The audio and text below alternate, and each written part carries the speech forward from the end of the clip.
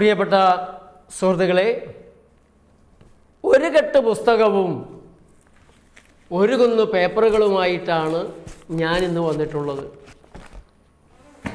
എന്തിനാണ് ഞാൻ ഇങ്ങനെ ഒരുങ്ങി തന്നെ നിങ്ങളുടെ മുന്നിൽ വന്നത് എന്ന് ചോദിച്ചാൽ, കോട്ടയത്തെ കാരിത്താസ് ആശുപത്രിയിലെ ഒരു ഓങ്കോളജിസ്റ്റ്, ഒരു ജോജോ, എന്നെക്കുറിച്ച് ഒരു വീഡിയോ ചെയ്തു.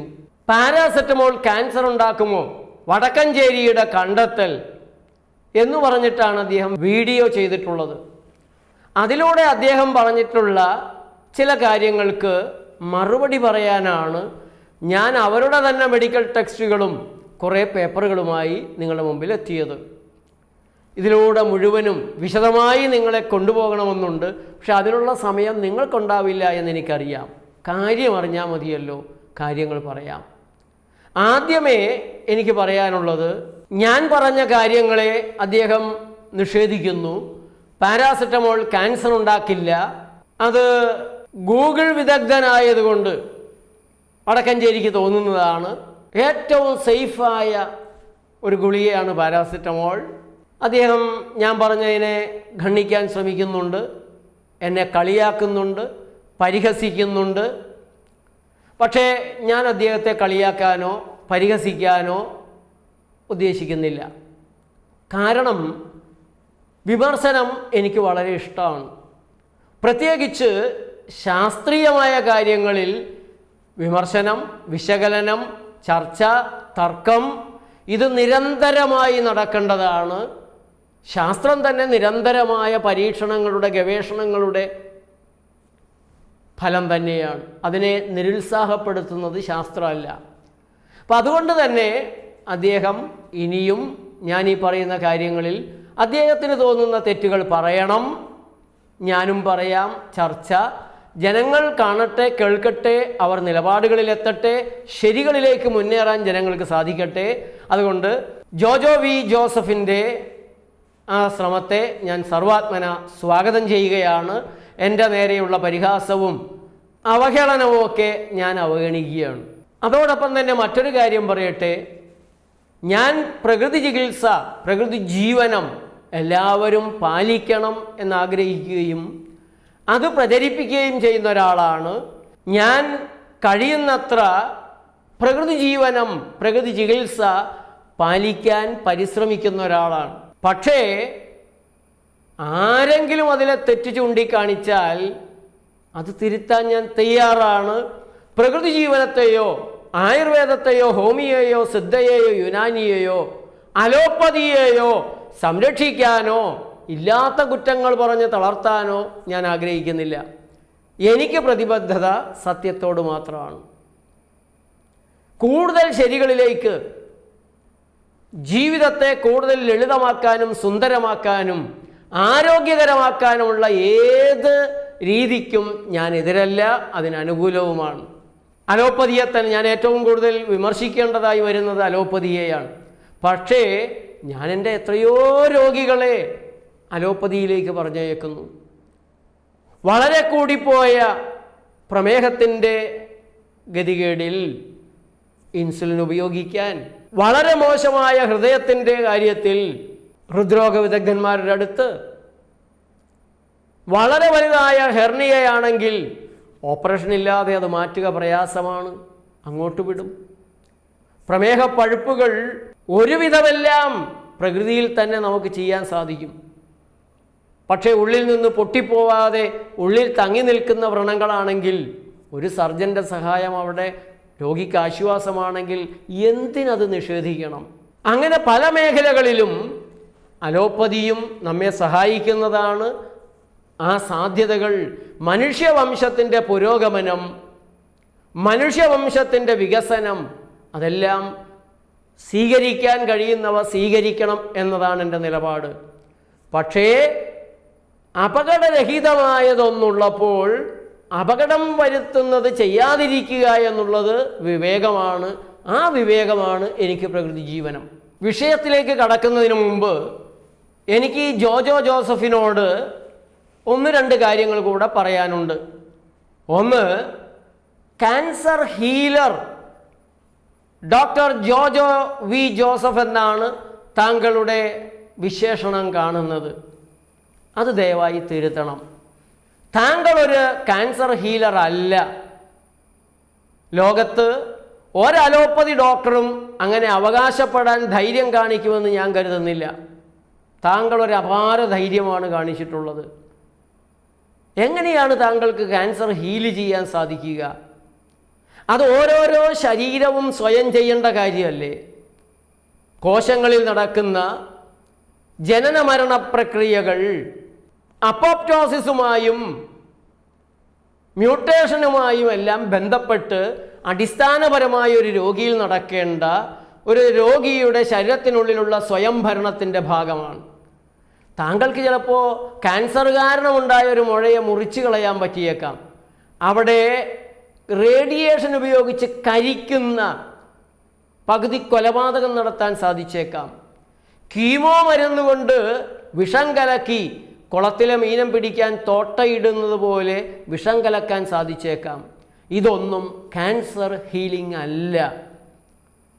അതല്ല താങ്കൾ ക്യാൻസർ ഹീലർ തന്നെയാണെന്ന് വാദിക്കുന്നുണ്ടെങ്കിൽ കാരിത്താസ് ആശുപത്രിയിൽ വന്ന് താങ്കളുടെ കീഴിൽ ക്യാൻസറിന് ചികിത്സിച്ച മൊത്തം ആളുകളുടെ എണ്ണം, അതിൽ എത്ര ശതമാനം ആളുകൾക്ക് സൗഖ്യം കിട്ടി, സുഖമായി, മരുന്നുകളൊന്നുമില്ലാതെ സുഖമായി ജീവിക്കാൻ കഴിയുന്നു, എത്ര ശതമാനം ആളുകൾ രക്ഷപ്പെട്ടില്ല എന്നുള്ള കണക്കൊന്ന് തരണം.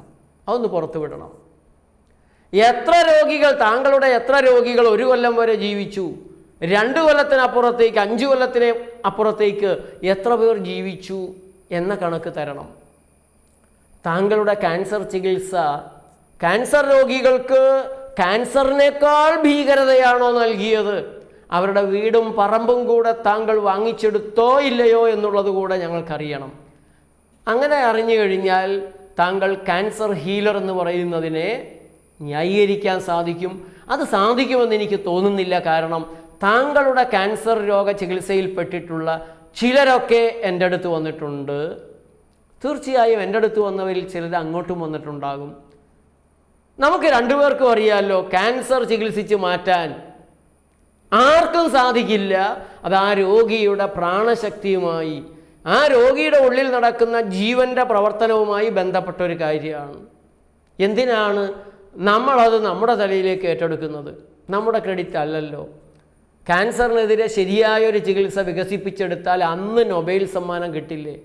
എനിക്ക് ജോജോ ജോസഫിനോട് പറയാനുള്ളത്, ലക്ഷങ്ങൾ ശമ്പളം വാങ്ങുന്ന ഒരാളാണ് താങ്കൾ. താങ്കളുടെ യൂട്യൂബ് ചാനലിൽ പരസ്യങ്ങൾ കൊടുക്കുന്നത്, എൻ്റെ ചാനലിലും പരസ്യങ്ങൾ കൊടുത്തിരുന്നു. എന്നതിൽ ജംഗ്ലി റമ്മി കളിക്കൂ എന്നുള്ളൊരു പരസ്യം കണ്ടുവോ, അന്ന് ഞാനത് നിർത്തി. യൂട്യൂബ് അതിൽ മദ്യത്തിൻ്റെ പരസ്യം ഇടുന്നുണ്ട്, കോളയുടെ പരസ്യം ഇടുന്നുണ്ട്, അനാരോഗ്യകരങ്ങളായ നിരവധി ജങ്ക് ഫുഡുകളുടെ, നിരവധി സാധനങ്ങളുടെ പരസ്യങ്ങൾ ഇടുന്നുണ്ട്. നമ്മൾ വഴി ഒരാൾ പോലും അതിൻ്റെ അടിമയാകുന്നത് എങ്ങനെ സമ്മതിക്കാൻ സാധിക്കും? അതുകൊണ്ട് ജോജോ വി ജോസഫ്, ആ പരസ്യങ്ങൾ നിർത്തണമെന്നുള്ളതാണ് എൻ്റെ അഭ്യർത്ഥന. അതോടൊപ്പം തന്നെ നിങ്ങളുടെ സംഘടനയുണ്ടല്ലോ IMA എറണാകുളത്തെ ആസ്ഥാന മന്ദിരത്തിൽ ബാറ് നടത്തുന്നുണ്ട്. എറണാകുളത്തെ ഇൻ്റർനാഷണൽ സ്റ്റേഡിയത്തിൻ്റെ പുറകിലുള്ള IMA ഓഫീസിൽ ബാറ് നടത്തുന്നത് മെഡിക്കൽ എത്തിക്സിന് ചേർന്നതല്ല. സമൂഹത്തിന് മാതൃക കാണിക്കേണ്ടവരാണ് ഡോക്ടർമാർ. അതുകൊണ്ട് അതും ഒന്ന് നിർത്തിക്കണം. മൂന്നാമത്തെ ഒരു കാര്യം, താങ്കളുടെ ചാനലിൽ എൻ്റെ ഒരു പ്രസംഗം എടുത്തു കൊടുത്തിട്ടുണ്ട്. ഞാൻ പാരാസെറ്റമോളിനെതിരെ പറയുന്ന, പാരാസെറ്റമോൾ ക്യാൻസർകാരിയാണ് എന്ന് പറയുന്ന ഒരു പ്രസംഗമാണത്. യൂട്യൂബിൻ്റെ നിയമം അനുസരിച്ച് എൻ്റെ അനുമതി കൂടാതെ താങ്കൾക്കത് എടുത്ത് ഉപയോഗിക്കാൻ അവകാശമില്ല. ഞാൻ പരാതിപ്പെട്ടാൽ താങ്കളുടെ ചാനൽ അവർ ബ്ലോക്ക് ചെയ്യും, സ്ട്രൈക്ക് കിട്ടും. പക്ഷേ ഞാനത് ചെയ്യുന്നില്ല. കാരണം ആശയ സംവാദങ്ങൾ കൂടുതലായി നടക്കണമെന്ന് ഞാൻ ആദ്യം പറഞ്ഞു. അതുകൊണ്ട് ഞാനത് അനുവദിക്കുന്നതാണ്. പക്ഷേ താങ്കളുടെ ചാനലിലെ താങ്കൾ എനിക്കെതിരെ പറയുന്ന ഭാഗങ്ങൾ ഞാൻ അതേപോലെ കാണിക്കുന്നില്ല. താങ്കളുടെ വീഡിയോ കാണിക്കുന്നില്ല. കാരണം യൂട്യൂബിൻ്റെ നിയമത്തെ ഞാൻ മാനിക്കുന്നുണ്ട്. ഇനി താങ്കളുടെ വീഡിയോയിലേക്ക് കടക്കാം. താങ്കളുടെ ആശുപത്രിയിൽ ചികിത്സയിലിരുന്ന ഒരു ലങ് ക്യാൻസർ രോഗി പാരാസെറ്റമോൾ വേദനയ്ക്ക് കഴിക്കണമെന്ന് താങ്കൾ വിധിക്കുന്നു. പാരാസെറ്റമോൾ രോഗിക്ക് കൊടുത്തപ്പോൾ ബൈസ്റ്റാൻഡർ വേണ്ട എന്ന് പറയുന്നു. നഴ്സ് താങ്കളെ വിളിക്കുന്നു. താങ്കൾ തൽക്കാലം പ്രശ്നമുണ്ടാക്കാതിരിക്കാൻ വേറെ എന്തെങ്കിലും കൊടുക്കാൻ പറയുന്നു.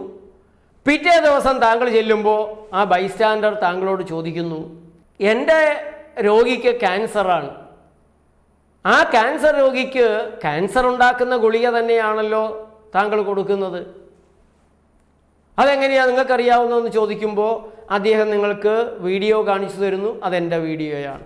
ഇവിടെ രണ്ട് കാര്യങ്ങൾ. ഒന്ന്, താങ്കൾ ഇൻഫോംഡ് കൺസെൻ്റ് ഇല്ലാതെ മരുന്ന് നൽകുന്ന ഒരു ഡോക്ടറാണ് എന്നാണ് വ്യക്തമാകുന്നത്. ഒരു ഡോക്ടർ തൻ്റെ രോഗിക്ക് നൽകുന്ന മരുന്നുകൾ അതിൻ്റെ ഗുണവും ദോഷസാധ്യതകളും രോഗിയോട് പറഞ്ഞ് ബോധ്യപ്പെടുത്തിയിരിക്കണം. മെഡിക്കൽ എത്തിക്സ് അതാണ്. ബ്രിട്ടനിലെ ഡോക്ടർമാർ വളരെ കൃത്യമായി അത് പാലിക്കുന്നുണ്ട്. രാഷ്ട്രീയമായി നമ്മുടെ നാട്ടിലെ നിയമം അത് ശക്തമാക്കിയിട്ടുണ്ടാവില്ല. രാഷ്ട്രീയ ചികിത്സയല്ലല്ലോ താങ്കൾ നടത്തുന്നത്, ശാസ്ത്രീയ ചികിത്സയാണെന്നാണല്ലോ പറയുന്നത്. അപ്പോൾ അതിൻ്റേതായ നിഷ്കർഷയിൽ പോയിരുന്നെങ്കിൽ ഈ പ്രയാസം താങ്കൾക്ക് നേരിടില്ലായിരുന്നു. താങ്കൾ സർവാധിപതിയായി, ഏകാധിപതിയായി താങ്കൾ തീരുമാനിക്കുന്ന മരുന്നുകൾ രോഗിയിൽ അടിച്ചേൽപ്പിക്കുന്നു. ആ രോഗിക്കുള്ള ധാരണകൾ അത് തെറ്റിദ്ധാരണകളാകാം. അത് പറഞ്ഞു മനസ്സിലാക്കി കൊടുക്കാനും ആ രോഗിയുടെ ഇഷ്ടത്തെ മാനിക്കാനും ഒന്നും തയ്യാറല്ലാത്ത ഒരു ഇന്ത്യൻ ഡോക്ടർ തന്നെയാണ് എന്നാണ് അത് തെളിയിക്കുന്നത്. പാരാസെറ്റമോൾ ക്യാൻസർ ഉണ്ടാക്കുമോ? അത് വടക്കഞ്ചേരിയുടെ കണ്ടെത്തൽ എന്ന് പറഞ്ഞ് താങ്കൾ കാണിക്കുന്ന എൻ്റെ വീഡിയോ ഗൂഗിളിലുള്ള ഒരു പഠന റിപ്പോർട്ടാണ്. ഞാൻ ഗൂഗിളിലുള്ള ഒരു പഠന റിപ്പോർട്ട് എടുത്ത് കാണിക്കുന്നതിനെ എൻ്റെ കണ്ടെത്തലാണെന്ന് താങ്കൾ പറയുന്നത് എങ്ങനെയാണ്? ഗൂഗിളിൻ്റെ കണ്ടെത്തലല്ലേ? ഗൂഗിളിലെ സാധനം ഞാൻ എടുത്ത് പറഞ്ഞു എന്നല്ലേ ഉള്ളൂ. അതിന് എന്നെയാണോ താങ്കൾ എതിർക്കേണ്ടത്, അതോ ആ സൈറ്റിൽ ആ പഠനം നടത്തിയവരെയാണോ താങ്കൾ എതിർക്കേണ്ടത്? ഗൂഗിളിൽ പാരാസെറ്റമോൾ ക്യാൻസർ ഉണ്ടാക്കുമെന്ന് ഒരു ഭാഗം മാത്രമല്ലല്ലോ. ഞാൻ അതിലേക്ക് വരാം. examine.com എന്ന ഒരു വെബ് പേജിൽ paracetamol is associated with a higher risk of haematologic malignancies എന്ന ഭാഗമാണ്, ആ പേജാണ് ഞാൻ എൻ്റെ പ്രസംഗത്തിൽ ഉദ്ധരിക്കുന്നത്. Background: there is mixed epidemiological evidence that paracetamol bracketed acetaminophen may increase the risk of hematologic malignancies, cancers that affect the blood, bone marrow and lymph node. ഇതാണ് ഞാൻ ഉദ്ധരിച്ചത്. അതായത് paracetamol blood cancer, bone marrow cancer, lymph node cancer ഇവയ്ക്ക് കാരണമായേക്കാം. അതിന് ഇടകലർന്ന തെളിവുകളാണുള്ളത് എന്ന് പറഞ്ഞാൽ ചിലതിൽ ഇല്ലാന്നും കാണുന്നുണ്ട്, ചിലതുണ്ടെന്നും കാണുന്നുണ്ട് എന്ന രീതിയിൽ പഠനത്തെക്കുറിച്ച് ആ ഭാഗം പറയുന്നത് മെറ്റ അനലൈസിസ് ഓഫ് 17 സ്റ്റഡീസ് ബ്രാക്കറ്റിൽ 9 cohort studies and 8 case control studies that looked at the association between paracetamol intake and hematologic malignancies. അതായത് 17 പഠനങ്ങൾ അവർ വിശകലനം ചെയ്തു. അത് 9 കോഹോർട്ട് സ്റ്റഡീസും 8 കേസ് കൺട്രോൾ സ്റ്റഡീസുമായിരുന്നു. പാരാസെറ്റമോളും രക്തവുമായി ബന്ധപ്പെട്ട ക്യാൻസറുമായിട്ടുള്ള ബന്ധത്തെക്കുറിച്ചാണ് അവർ വിശകലനം നടത്തിയത്. Separate analysis was conducted for any intake and high intake. Jojo Joseph പറയുന്നുണ്ട്, മരുന്നായിട്ട് ഞങ്ങൾ പറയുന്ന അളവിൽ നിങ്ങൾ കഴിക്കുകയാണെങ്കിൽ കുഴപ്പമൊന്നും ഉണ്ടാവില്ല. അങ്ങനെയല്ല, എനി ഇൻടേക്കും ഹൈ ഇൻടേക്കും രണ്ടും പ്രത്യേകമായിട്ട് പഠിച്ചു എന്ന് പ്രത്യേകം പറയുന്നുണ്ട്. Sub group analysis conducted based on the risk of biased, low bias and high bias. എന്ന് വെച്ചാൽ പഠനം നടത്തുന്നവർക്ക് ഒരു താല്പര്യം, ഒരു ചെരിവ് ഒരു ഭാഗത്തേക്ക്, അത് കുറഞ്ഞ താല്പര്യമായിരിക്കാം, കൂടിയ താല്പര്യം, വിധേയത്വമായിരിക്കാം, അല്ലെങ്കിൽ ഒരു പ്രത്യേക താല്പര്യം, അതുമൊക്കെ ഒരു വിശകലനം ചെയ്തിട്ടുണ്ട്, പഠിച്ചിട്ടുണ്ട്. അതേപോലെ adjustment for confounders, fully adjusted and incompletely adjusted. കോൺഫൗണ്ടേഷനെ കുറിച്ച് അദ്ദേഹം പറയുന്നുണ്ട്. അതിനെക്കുറിച്ചൊന്നും വിവരമില്ല വടക്കഞ്ചേരിക്ക്, അതുകൊണ്ടാണ് ഇങ്ങനെയൊക്കെ പറയുന്നത് എന്ന രീതിയിലാണ് അദ്ദേഹം പറയുന്നത്. പക്ഷെ അതെല്ലാം ഇവർ അനലൈസ് ചെയ്തിട്ടുണ്ട്. And cancer type, leukaemia, lymphoma, Hodgkin, non Hodgkin, multiple myeloma and undermined. അപ്പം അതിൻ്റെ ഫലം, the results, the odds of hematologic malignancies increased with high intake and any intake of paracetamol. Paracetamol ഒരെണ്ണമെടുത്തിടത്തും കൂടുതലെടുത്തിടത്തുമെല്ലാം ക്യാൻസർ കൂടിയിരിക്കുന്നതായിട്ടാണ് കണ്ടെത്താൻ കഴിഞ്ഞിട്ടുള്ളത്. By 77% and 49%. കൂടുതൽ കഴിച്ച ആളുകളിൽ 77% കണ്ടപ്പോൾ കുറഞ്ഞ് അളവിലൊക്കെ കഴിച്ചവരിൽ 49% കണ്ടിട്ടുള്ളത്. The increase was greater in studies with a low risk of bias and in fully adjusted models it was especially high for multiple myeloma. അങ്ങനെ അതിൻ്റെ വിശകലനങ്ങൾ പോകുന്നുണ്ട്. ഇതാണ് ഞാൻ പറഞ്ഞതിന് ആധാരമായ ഒരു പഠന റിപ്പോർട്ട്. കാലിഫോർണിയൻ ഗവൺമെൻറ്റിൻ്റെ office of environmental health hazards assessment അവർ പ്രസിദ്ധീകരിക്കുന്ന അവരുടെ വെബ്സൈറ്റിൽ കയറിയാൽ നിങ്ങൾക്കിത് കാണാൻ സാധിക്കും. Proposition 65 evidence on the carcinogenicity of acetaminophen. പാരാസെറ്റമോളിന് അമേരിക്കയിൽ പറയുന്ന പേര് അസെറ്റാമിനോഫെൻ എന്നാണ്. September 2019 reproductive and cancer hazards assessment branch, office of environmental health hazard assessment, California environment protection agency. അവരുടെ executive summary: acetaminophen is a synthetic chemical that is mainly used as an analgesic and antipyretic drug and also has some minor industrial use. Acetaminophen was first approved by the US Food and Drug Administration as a prescription drug in 1951. ഈ സാധനം ഉപയോഗിക്കാൻ തുടങ്ങിയത്. പല മരുന്നുകളും നിരോധിക്കാനുള്ള സമയം ഏതാണ്ട് ഇതൊക്കെ തന്നെയാണ്. അതായത് നോക്കാം. And became available without a prescription in 1955. 1955 തുടങ്ങി ഡോക്ടർ എഴുതാതെ ആർക്കും പോയി വാങ്ങിച്ചു കഴിക്കാവുന്ന തരത്തിൽ OTC, over the counter drug ആയിട്ട് അത് മാറി. The recommended maximum daily dose of acetaminophen is 4000 milligram. അത് 10,000 milligram ആയിരുന്നു മുമ്പ്. അത് കഴിച്ച് പലരും മരിക്കുന്നു, കരൾ പോകുന്നു ഒക്കെ കണ്ട് കുറച്ച് 4000 milligram ആക്കി. ഇത് 2019 വന്നാണ്. ഇപ്പോൾ 3750 കൂടണ്ട എന്നാണ് ഇപ്പോഴത്തെ നിയന്ത്രണം. കരൾ പോകുന്നു, കരൾ കരിയുന്നു, ആള് മരിക്കുന്നു എന്നൊക്കെയാണ് ഈ തീരുമാനത്തിൻ്റെ പിന്നിലുള്ള കാരണം. എന്ന് വെച്ചാൽ പാരാസെറ്റമോൾ ക്യാൻസർ ഉണ്ടാക്കുമെന്ന് മാത്രമല്ല, കരൾ കരിച്ചു കളയും, ആളെ കൊല്ലുകയും ചെയ്യുമെന്ന അർത്ഥം. ഇവരിതിൽ പാരാസെറ്റമോൾ ഉണ്ടാക്കുമെന്ന് തെളിഞ്ഞതായി പറയുന്ന ക്യാൻസറുകൾ ഏതൊക്കെയാണ്? Kidney cancer. The association between the use of acetaminophen and kidney cancer was assessed in 4 cohort studies, 2 nested case control studies, 12 publications from case control studies and 2 meta-analyses. 12 case control studies reported on renal cell carcinoma and 4 assessed cancer on the renal pelvis, a rare subtype of kidney cancer. ഇപ്പോൾ പാരാസെറ്റമോളിൻ്റെ അല്ലെങ്കിൽ അസെറ്റാമിനോഫനും kidney ക്യാൻസറുമായിട്ടുള്ള ബന്ധം 4 cohort സ്റ്റഡികളിലും 2 nested case control സ്റ്റഡിയിലും case control സ്റ്റഡികളെക്കുറിച്ചുള്ള 12 പബ്ലിക്കേഷനുകളിലും 2 meta അനലൈസിലും തെളിഞ്ഞിട്ടുള്ളതാണ്.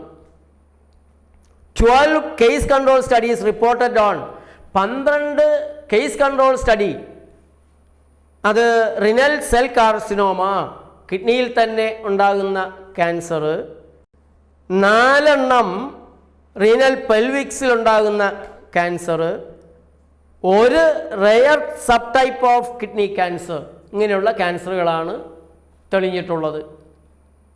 ഇത് ഒരു സർക്കാർ ഏജൻസി ഏറ്റവും ഉയർന്ന ഗവേഷണ സ്ഥാപനങ്ങളുടെ റിപ്പോർട്ടുകളെ ആധാരമാക്കി ഉണ്ടാക്കിയിരിക്കുന്ന റിപ്പോർട്ടാണ്. അതിൻ്റെ പേരിൽ പ്രൊപ്പോസിഷൻ 65 ലിസ്റ്റിൽ അവർ ഉൾപ്പെടുത്തിയതാണ്. പിന്നെ അമേരിക്കയിലും ബ്രിട്ടനിലുമെല്ലാം നടന്നിട്ടുള്ള പഠനങ്ങളുടെ കുറേയും കൂടെ വിവരങ്ങൾ അതിൽ നൽകുന്നുണ്ട്. ഇനി അടുത്തത് യൂറിനറി ബ്ലാഡർ ക്യാൻസർ. അതിൽ 3 cohort study, 2 nested case control studies, 6 case control studies അവർ വിശകലനം ചെയ്തു. അസറ്റാമിനോഫനും ബ്ലാഡർ ക്യാൻസറുമായിട്ടുള്ള ബന്ധം മനസ്സിലാക്കി. ദ 3 മോസ്റ്റ് ഇൻഫോർമേറ്റീവ് സ്റ്റഡീസ്, ഏറ്റവും കൂടുതൽ വിവരങ്ങൾ നൽകിയ 3 പഠനങ്ങൾ. Acetaminophen use prospectively through medical records two reported a non significant increase risk of bladder cancer with low to moderate use and no dose response trend. And third recorded a non statistically significant increase with high use. ഇപ്പോൾ കുറഞ്ഞ അളവിൽ paracetamol കഴിച്ചവർക്കും moderate ആയിട്ട് കഴിച്ചവർക്കുമൊക്കെ ഈ cancer ഉണ്ടായതായിട്ട് അവരുടെ പഠനങ്ങളിൽ വ്യക്തമായിട്ടുണ്ട്. മൃഗങ്ങളിൽ നടത്തിയ പരീക്ഷണങ്ങളിലും ട്യൂമറുകൾ ഉണ്ടാകുന്നതായിട്ടും liver tumour, pituitary ഗ്ലാൻഡിൽ, urinary ബ്ലാഡറിൽ, അങ്ങനെയെല്ലാം കാലിഫോർണിയൻ ഗവൺമെൻറ്റിൻ്റെ ഏജൻസി ജനങ്ങൾക്ക് മുന്നറിയിപ്പ് നൽകുന്നുണ്ട്. പ്രൊപ്പോസിഷൻ 65 അവർ ഉൾപ്പെടുത്തുമ്പോൾ വലിയ ഭൂകമ്പം അവിടെ ഉണ്ടായി. അതിനെതിരെ CHPA, consumer health care products association, വലിയ പ്രശ്നമുണ്ടാക്കി. അവർ വലിയ പ്രതിഷേധ കത്ത് കൊടുത്തു. അവരുടെ പഠനങ്ങൾ കുറേ കൊണ്ടുവന്നു. അങ്ങനെയാണ് ഉപ്പും കളമാക്കുന്ന ഈ പാരാസെറ്റമോളിൻ്റെ ഉപയോഗം ക്യാൻസർ ഉണ്ടാക്കുന്നില്ല എന്നെല്ലാം പറഞ്ഞിട്ടുള്ള റിപ്പോർട്ടുകളുമായിട്ട് അവരും വന്നു. World Health Organization ban on widely used painkiller significantly reduced incidence of renal pelvis cancer. വ്യാപകമായി ഉപയോഗിച്ചിരുന്ന വേദനാസംഹാരി നിരോധിച്ചപ്പോൾ റിനൽ പെൽവിക്സ് ക്യാൻസർ ഗണ്യമായി കുറഞ്ഞു. A new scientific study conducted jointly by the International Agency for Research on Cancer IARC and the New South Wales Cancer Council evaluates for the first time the long-term impact of the phenacetin ban on upper urinary tract cancer rates.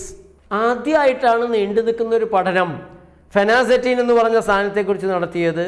അതും ഈ പാരാസെറ്റമോളും ഏതാണ്ട് ഒരേപോലെയുള്ള സാധനമാണ്. അത് നിരോധിച്ചു cancer ഉണ്ടാക്കുന്നത് കൊണ്ട്. Association for medical ethics അവരുടെ പേജിൽ what you need to know about acetaminophen, Tylenol എന്ന് പറയും, ടൈനലോൾ, പെനഡോൾ, സാര, ടിഫി, അങ്ങനെയുള്ള പല പേരുകളിലാണ് വിദേശത്ത് നമ്മുടെ പാരാസെറ്റമോൾ അറിയപ്പെടുന്നത്. ഇന്ത്യയിൽ ക്രോസിൻ, ഫെപ്പാനിൽ, ബെപ്പാനിൽ, അൽജിനാമോൾ, ഡോളോ എന്നുള്ളൊക്കെ പേരുകളിലാണ് ഇന്ത്യയിൽ അറിയപ്പെടുന്നത്. ഡോളോ കോൾഡ്, ഡോളോ, കുറേ പാരാസെറ്റമോൾ ചേർന്ന മരുന്നുകൾ ഇന്ത്യ ഗവൺമെൻറ് നിരോധിച്ചിട്ടുണ്ട്. എന്തിനാണ് ഇന്ത്യ ഗവൺമെൻറ് നിരോധിച്ചതെന്നും കൂടെ ചോദിക്കുക. 165 മരുന്നുകൾ ഇന്ത്യയിൽ നിരോധിച്ചപ്പോൾ അതിൽ പാരാസെറ്റമോളും ചേർന്നിട്ടുള്ള നിരവധി മരുന്നുകൾ ഉണ്ടായിരുന്നു എന്നുള്ളത് കൂടി നിങ്ങൾ ഓർക്കണം. ക്യാൻസറും ഹൃദ്രോഗമൊക്കെ ഉണ്ടാക്കുന്നു എന്ന് തെളിഞ്ഞതിനെ തുടർന്നാണ് ഈ മരുന്നുകൾ സർക്കാർ നിരോധിച്ചിട്ടുള്ളത്. ഏതായാലും അസോസിയേഷൻ ഫോർ മെഡിക്കൽ എത്തിക്സ് അവരെന്താ പറയുന്നതെന്ന് നോക്കാം. It is one of the most commonly used drugs in the country, but it was called the number 1 cause of liver failure in the United States in 2007. 2007 അമേരിക്കയിൽ ഏറ്റവും കൂടുതൽ കരൾനാശമുണ്ടാക്കിയ ഒരു മരുന്നാണിത്. വ്യാപകമായിട്ട് ആൾ ഉപയോഗിക്കുന്നതാണ്. ഇവിടെ ജോജോ വി ജോസഫ് പറയുന്നു പാരാസെറ്റമോൾ പോയി ക്യാൻസർ ഉണ്ടാക്കില്ല. പക്ഷേ കാലിഫോർണിയൻ ഏജൻസി പറയുന്നു, നിരവധി പഠന റിപ്പോർട്ടുകൾ ഉദ്ധരിച്ച് പറയുന്നു, പാരാസെറ്റമോൾ ക്യാൻസർ ഉണ്ടാക്കും. അത് അമിതമാകണമെന്നില്ല, മരുന്ന് എന്ന രീതിയിൽ ഉപയോഗിച്ചാലും ക്യാൻസർ ഉണ്ടാക്കുമെന്ന് അവരുടെ റിപ്പോർട്ട് പറയുന്നു.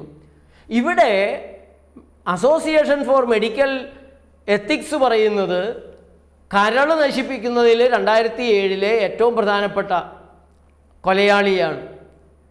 അപ്പോൾ കരൾ നശിഞ്ഞാൽ, ദഹനം മോശമായാൽ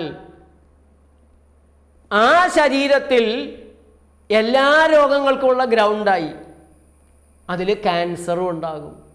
അപ്പോൾ ക്യാൻസർ നേരിട്ടുണ്ടാക്കിയില്ല എങ്കിലും ക്യാൻസർ ഉണ്ടാക്കാൻ കാരണങ്ങൾ ഉണ്ടാക്കി കൊടുക്കുന്ന ഒന്നാണ് ഈ പാരാസെറ്റമോൾ എന്ന കാര്യം നമ്മൾ ശ്രദ്ധിക്കേണ്ടതുണ്ട്. ഒരു ക്യാൻസർ ചികിത്സയെ സംബന്ധിച്ചിടത്തോളം അത് നേരിട്ട് പോയി ക്യാൻസർ ഉണ്ടാക്കും എന്നതിൽ മാത്രമാണ് കാണുന്നത്. അങ്ങനെ തന്നെ ഉണ്ടാക്കും. അതിനപ്പുറത്തേക്കുള്ള കാര്യങ്ങൾ കൂടെ നിങ്ങളുടെ അറിവിലേക്ക് ഞാൻ പറയാം, കാരണം നിങ്ങളിത് മനസ്സിലാക്കണം. What is അസറ്റാമിനോഫൻ? ഈ പാരാസെറ്റമോൾ എന്താണ്? അസറ്റാമിനോഫൻ, that means paracetamol was developed from call tar in the late 80s by the Bayer company in Germany, originally to reduce fever. 1800കളിൽ ബയർ എന്ന് പറയുന്ന കീടനാശിനി കമ്പനി നാസി യുദ്ധത്തിൽ കൊലയാളി ഗ്യാസ് ഉണ്ടാക്കി കൊടുത്തെന്ന ആരോപണമുള്ള കമ്പനികളിൽ ഒന്ന്. കോൾട്ടാറിൽ നിന്നാണ് പാരാസെറ്റമോൾ ഉണ്ടാക്കുന്നത്. നമ്മുടെ ശരീരം നന്നാക്കി തരാനേ കോൾട്ടാർ.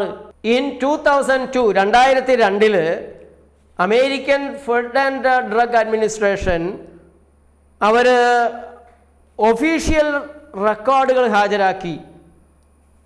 100 പേര് ഈ പാരാസെറ്റമോൾ കഴിച്ച് കരൾ കരിഞ്ഞു മരിച്ചു. 2000-ലധികം ആളുകൾ പാരാസെറ്റമോൾ കഴിച്ചുകൊണ്ട് മാത്രം ആശുപത്രിയിലായി. 2009 food and drug administration panel consider A ban on അസറ്റാമിനോഫൻ but then voted narrowly to ban only 2 drug combinations. 2009 food and drug അഡ്മിനിസ്ട്രേഷൻ്റെ പാനല് പാരാസെറ്റമോൾ നിരോധിക്കാനായിട്ട് തീരുമാനിച്ചു. പക്ഷേ ഒരു വോട്ടെടുപ്പ് നടത്തേണ്ടതായി വന്നു. അതിൽ ചെറിയൊരു വിജയം നിരോധിക്കണ്ട എന്ന് പറഞ്ഞ ആ ആളുകൾക്ക് കിട്ടി. പിന്നെ ഒരു 2 പാരാസെറ്റമോൾ കോമ്പിനേഷൻ ഡ്രഗ് മാത്രം നിരോധിച്ചുകൊണ്ട് അത് അവസാനിച്ചു. അപ്പോൾ 2009 പാരാസെറ്റമോളിനെ നിരോധിക്കാൻ അമേരിക്കയിലെ ഫുഡ് ആൻഡ് ഡ്രഗ് അഡ്മിനിസ്ട്രേഷൻ തീരുമാനിച്ചത് എന്തുകൊണ്ട്?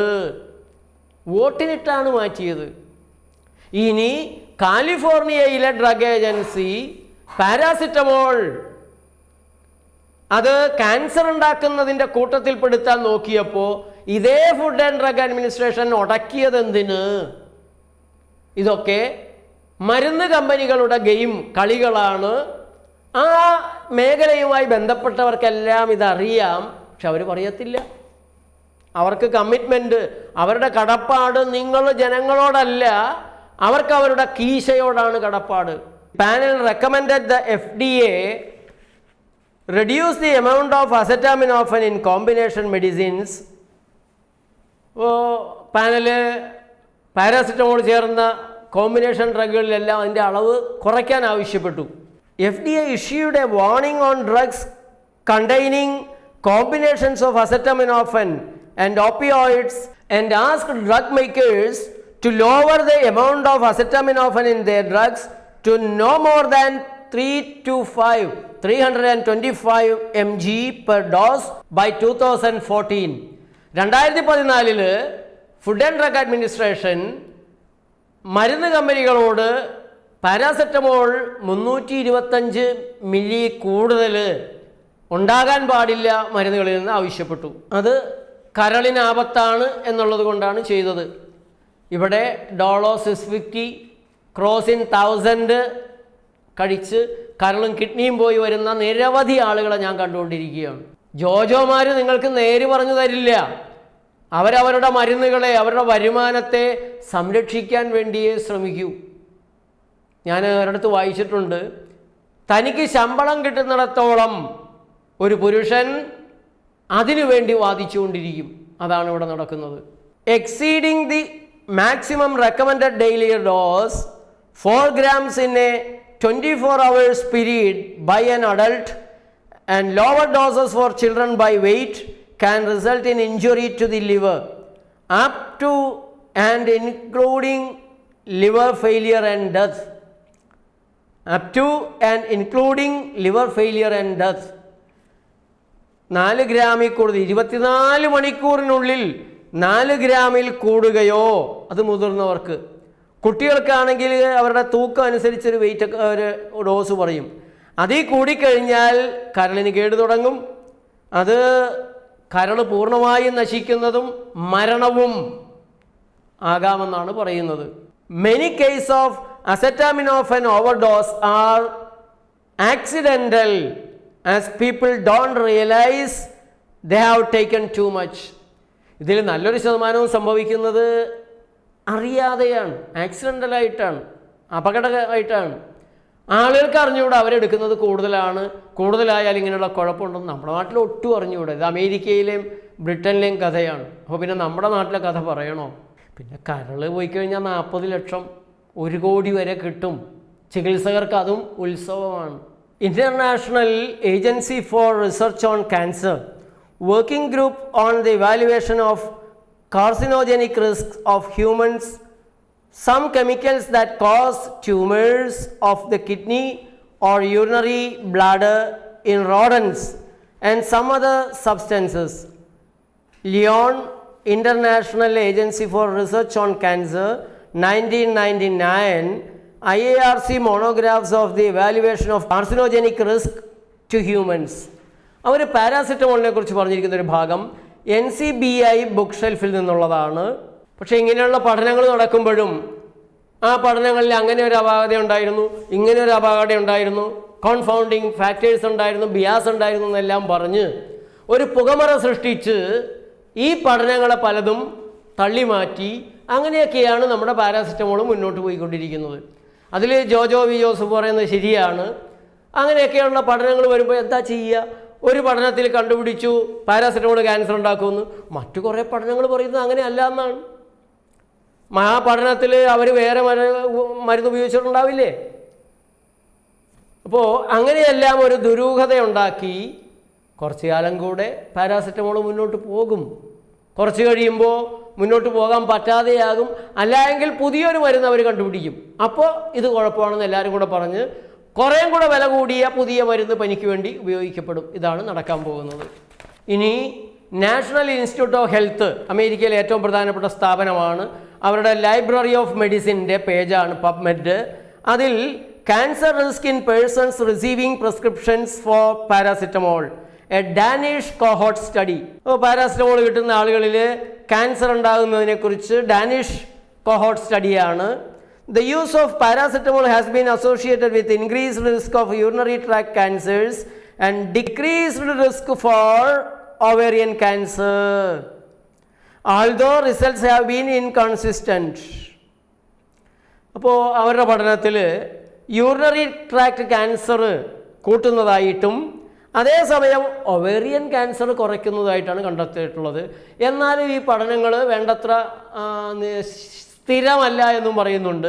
പക്ഷേ നിരവധി പഠനങ്ങൾ വേറെയും കാണുന്നുണ്ട് യൂറിനറി ക്യാൻസർ ഉണ്ടാക്കുമെന്നുള്ളത്. അപ്പോൾ ഈ പഠനം നടത്തുന്നത് ആരാണ്? ഫണ്ട് കൊടുത്തിട്ടുള്ളത് ആരാണ്? ഏത് താല്പര്യത്തിനാണ് അവർ റിപ്പോർട്ട് തയ്യാറാക്കുന്നത്? അതൊരു പുകമഞ്ഞിക്കൊണ്ടോ? എല്ലാ പഠനത്തിൻ്റെ അവസാനം ഈ കോൺഫൗണ്ടിങ് ഫാക്ടർ എന്നൊക്കെ പറയുന്നത് പോലെ, ബയാസ് എന്ന് പറയുന്ന പോലെ ഒരു തരത്തിൽ എഴുതി വെക്കും. ഇങ്ങനെയാണ് കണ്ടിട്ടുള്ളതെങ്കിലും കൂടുതൽ പഠനങ്ങൾ ആവശ്യമാണ്. അപ്പോൾ പിന്നെ വേറെ കുഴപ്പമൊന്നുമില്ല. ഈ ശാസ്ത്രീയ പഠനങ്ങളിലുള്ള കള്ളക്കളികൾ ചെറുതൊന്നുമല്ല. BMC ക്യാൻസറിൻ്റെ മറ്റൊരു report, regular use of paracetamol and risk of liver cancer, A prospective cohort study. During A median of 12.6 years of follow-up, 627 cases of liver cancer was identified. 12 വർഷവും 6 മാസവും എടുത്ത് 627 ലിവർ ക്യാൻസർ അവർ പഠിച്ചു. Paracetamol users had a 28% higher risk of liver cancer than non users. Paracetamol ഉപയോഗിക്കാത്തവരെക്കാൾ paracetamol ഉപയോഗിക്കുന്നവരിൽ liver ക്യാൻസറിനുള്ള സാധ്യത 28% കൂടുതലായിട്ടാണ് അവർ കണ്ടത്. പ്രിയപ്പെട്ട സുഹൃത്തുക്കളെ, ഇനിയും ധാരാളം മാറ്ററുകളുണ്ട്, പുസ്തകങ്ങളുണ്ട്. ഈ കാര്യങ്ങളെക്കുറിച്ച് ജോജോ വി ജോസഫ് എന്താണ് പറയുന്നത് എന്നറിഞ്ഞിട്ട് ബാക്കി കാര്യങ്ങൾ ഞാൻ പറയാം. കുറേ കാര്യങ്ങൾ കൂടെ പറയാനുണ്ട്.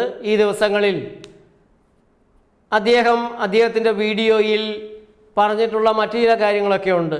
അതിനെക്കുറിച്ച് കൂടെ ഞാൻ സംസാരിക്കാം. ജോജോ വി ജോസഫിൻ്റെ മറുപടി പ്രതീക്ഷിച്ചുകൊണ്ട് നന്ദി, നമസ്കാരം.